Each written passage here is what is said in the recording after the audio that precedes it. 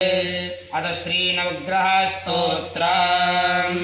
जपाकुसुमसङ्काशां काश्यपेयं महाद्युतिं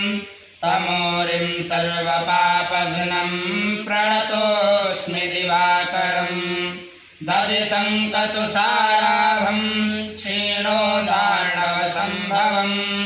नमामि शशिनं सोमं शम्भोर्मुकुटभूषणम्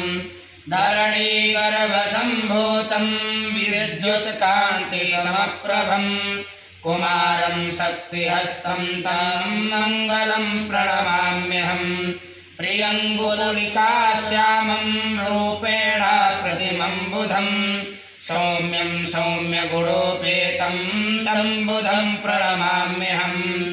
देवानां च ऋषीणां च गुरुं काञ्चनसन्निभं बुद्धिभूतं त्रिलोकेशं तं नमामि बृहस्पतिं हिमकुन्दमृणालाभं दैत्यानां परमं गुरुं सर्वशास्त्रप्रवक्तारं भार्गवं प्रणमाम्यहम् नीलाञ्जनसमाभासं रविपुत्रं यमाग्रजं छायामार्कण्डसम्भूतं तं नमामि शनैश्वरम् अर्धकायं महावीर्यं चन्द्रादित्यविमर्दनं